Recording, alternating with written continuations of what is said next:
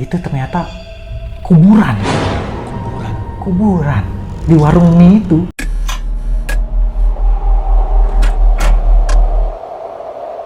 Welcome back Sounding, Sobat Merinding. Kembali lagi di channel kita, Semi ST, yang membahas seputar horor dan misteri.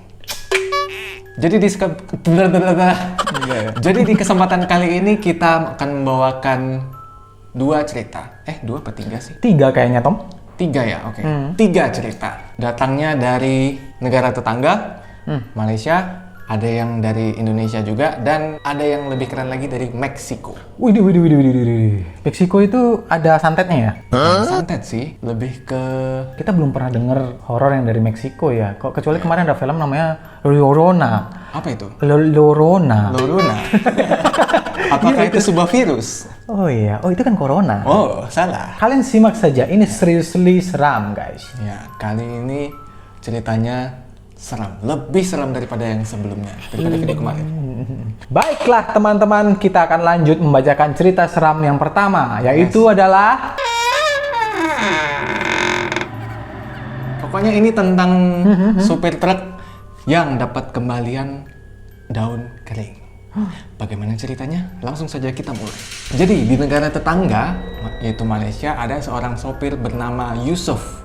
Dia sudah 10 tahun menjadi supir truk. Jadi malam hari dia lewat jalan alternatif biar cepat nyampenya gitu ceritanya. Dan selain itu supaya dia bisa nikmatin pemandangan juga di sekitar jalan itu, biar nggak bosen. Jadi dia melihat ada suatu warung gitu, mungkin dia lapar kali ya. Dia mampir tuh di warung itu. Dari sekian banyak warung, dia akhirnya memilih satu warung yang ngejual kue dan mie. Nah di warung itu akhirnya dia beli 2 bungkus mie goreng.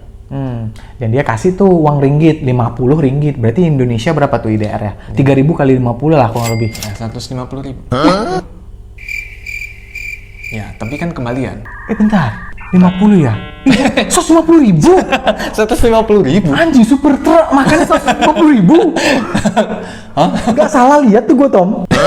Tapi 3.000 kali 5 aja 15.000 loh, bener loh. Iya, 15.000. Nolnya 4. 150.000. Makan di hotel bintang 5 dia. Warung lo itu, tapi dapat kembalian. Gak tau ya, kalau kembaliannya ternyata 40 ringgit, siapa tahu. Bisa jadi, tapi buat apa gitu kan? Banyak-banyak amat dia nyari ngasih duit, mau sombong dia tuh. Mungkin baru habis gajian, gak punya duit kecil. Terus dia ambil kembalian, masukin ke uang sakunya dia. Terus dia pergi tuh. Ya, langsung pergi gitu aja. Nah, untuk menghemat waktu, akhirnya dia sambil jalan, terus sambil makan salah satu dari mie goreng itu di jalan.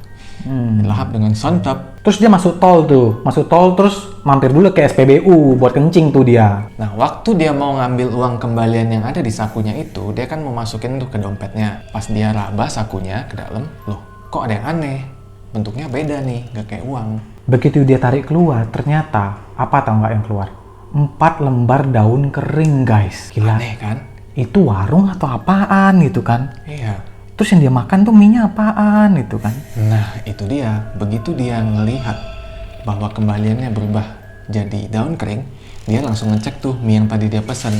Waktu dia buka, ternyata berubah dong jadi tanah sama ulat. Gua gak kebayang tuh pasti. Masih gerak itu? Iya, masih hidup ulatnya.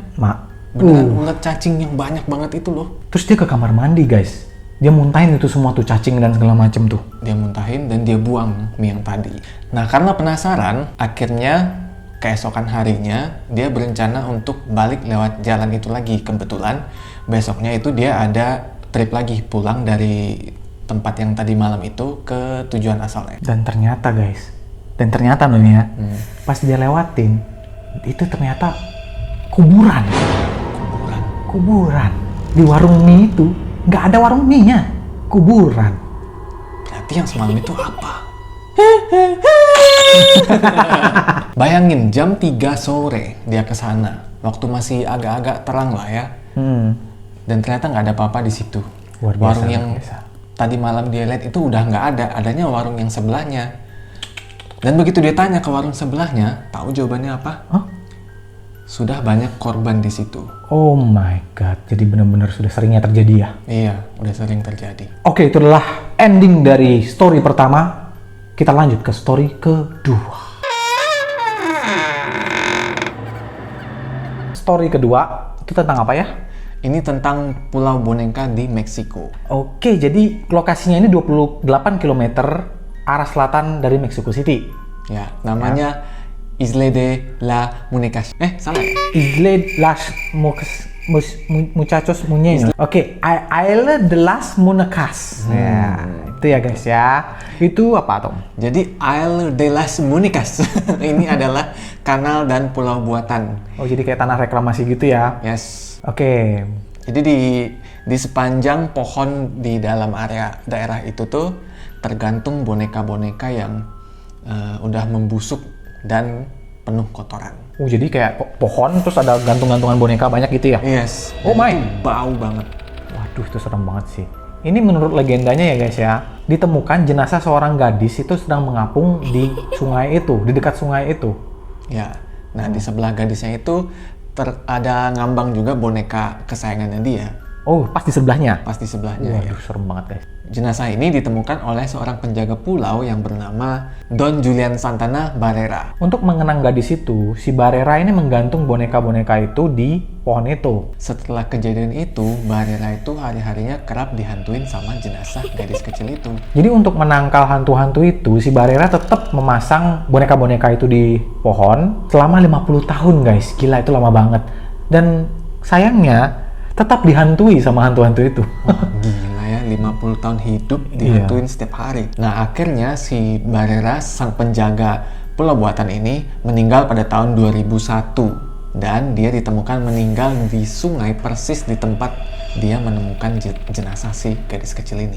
Wah, sayang ya. Padahal Barrera itu berniatnya baik ya. Iya. Untuk mengenang gadis itu, dia menggantung boneka itu di pohon. Tapi kenapa malah diserang? Aku juga bingung sih. Iya, aku juga bingung sih. Niatnya kan baik untuk membantu. Sebenarnya nggak sampai membantu, tapi setidaknya memperingati lah. Iya. Terus waktu Barrera ngirim laporan ke pusat soal adanya gadis yang mengapung itu, pusat kayak mengabaikan gitu guys. Jadi kayak nggak dianggap ada gitu. Iya. Sedih ya? Sedih. Atau karena mungkin memang kasusnya itu kayak apa sih gitu kan? Ini tuh supernatural gitu loh. Gue nulis reportnya kalau kasusnya tuh seperti ini gitu kan? Iya, mungkin juga nggak bisa ditemukan, nggak ada petunjuk sama sekali tentang itu. Bisa dibilang dalam kurung tidak logis. Tidak logis dan mungkin buktinya kurang kuat ya. Hingga kini boneka-bonekanya itu dibiarkan menggantung tuh di Isla de Muñecas. Isla de Muñecas Muñeños. Isla de Muñecas. Di Isla de Muñecas dibiarkan menggantung membusuk. Jadi sampai sekarang ini itu menjadi kayak tempat wisata guys. Jadi kalau kalian mau ke sana itu bisa, namanya Muchachos Muñeños. Itu ada tempat wisata di sana. Jadi menurut testimoni dari para wisatawan itu, dia bilang kalau ada beberapa bisikan di situ guys. Iya. Boneka-boneka tapi kayak berbisik gitu. Iya, jadi mereka kayak mendengar bisikan-bisikan seolah-olah para boneka itu menceritakan sesuatu gitu. Wah, gila, masih serem banget tuh ya. Gila, ada apa ini? Dibisikin apa, umurnya sampai berapa gitu kan. Di tahun segini lu bisa kaya gitu. Enggak ya? Lu kok malah prediksi ini malah. Gimana nih, kalian kalau punya kesempatan ke sana, mau nggak? Ya silakan aja sih kalau mau adu adrenalin mah. Oke, lanjut ke story ketiga. Oke guys, jadi kali ini kita akan menceritakan ada boneka seram di sebuah kuil di Jepang guys. Jadi letaknya boneka ini ada di salah satu kuil di Iwamizawa. Jadi boneka ini sudah berumur 1 abad guys. Dan ini adalah salah satu boneka yang paling ditakuti di Hokkaido. Dan dijuluki sebagai boneka hantu. Boneka ini berbentuk seorang gadis kecil berambut hitam panjang dan berambut merah.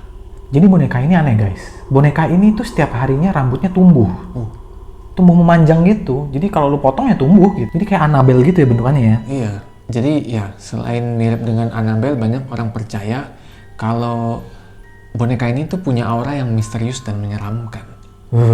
Jadi boneka ini dimiliki oleh gadis bernama Okiku guys. Tapi sudah meninggal akibat flu yang sangat berat. Jadi pada tahun 1918, kakaknya yang berusia 17 tahun membelikan si gadis kecil ini boneka tersebut sebagai hadiah. Kikuko sangat mencintai boneka itu. Sampai dia bawa boneka itu kemanapun dia pergi. Sampai-sampai suatu hari gadis itu meninggal dunia guys akibat flu berat itu. Sepeninggalan buah hatinya, boneka dari Kikuko ini dititipkan di kuil sebagai kenang-kenangan. Dulu rambutnya itu nggak sepanjang ini guys. Yang lu lihat sekarang itu nggak sepanjang itu. Waktu dulu, waktu ditemukan, rambutnya itu cuma sebatas rahang ini doang. Segitu. Tahu-tahu sekarang sudah sampai kayak panjangnya kayak manusia punya ya, rambutnya. Beberapa orang juga percaya kalau gigi dari si boneka ini juga terus tumbuh. Sejauh ini belum tahu kenapa itu terus tumbuh guys. Secara ilmiah loh ya, belum pada tahu. Penelitian ilmiah yang dilakukan pun belum bisa menemukan alasan kenapa rambut dari boneka ini terus tumbuh. Emang ada hormonnya itu bonekanya? Iya loh, gimana bisa? Emang nggak dibedah apa? Sampai sekarang masih misteri guys. Apakah pemerintah masih menutupi? Itu memang apa ya? Atau memang tidak ada, hanya boneka saja dan mistis yang melakukan itu semua gitu. Iya. Kekuatan supernatural yang melakukan itu semua. Kalau secara ilmiah atau sains, kan pasti ada yang namanya hormon di kulit-kulit kita yang bisa menumbuhkan rambut atau mengeluarkan keringat gitu-gitu kan, kayak ada istilahnya apa sih, kelenjar lah, itu gitulah. Tapi ini nggak ada sama sekali katanya. Mungkin nggak dipublis, kita juga nggak tahu kan. Iya, atau jangan-jangan pemerintahnya juga berusaha nutupin kasus ini. Kita tahu sendiri lah kalau hal-hal kayak gini digubris dan dipost di publik gitu ya. Dan misalkan itu menguntungkan banyak orang ya, pasti direbut lah karena cuman dia yang mengalami hal seperti itu gitu. Mungkin bisa dijadikan sebagai bioweapon atau apapun, gue nggak tahu. Yang pasti seluruh dunia bakal heboh sih. Kalau sampai ketahuan. Gitu guys. Gimana menurut kalian 3 cerita kita barusan? Keren ya? Nah, itu saja cerita untuk hari ini. Gimana menurut kalian? Apakah cerita hari ini benar-benar serem atau biasa aja? Atau serem banget? Kasih tahu kita di kolom komentar ya. Bagi kalian yang ceritanya ingin diceritakan oleh kami gitu ya, silakan kontak ke kita atau kirim email aja atau DM Instagram, ada di deskripsi ya guys. Yes. Kita open kok buat saran dari cerita-ceritanya. Dan juga kalau kalian suka sama cerita-cerita kayak gini, silakan klik tombol like, share, dan subscribe channel ini biar lebih berkembang dan bersemangat untuk buat konten-konten seperti ini. Thank you guys yang udah watch. Sampai jumpa di video selanjutnya. Bye.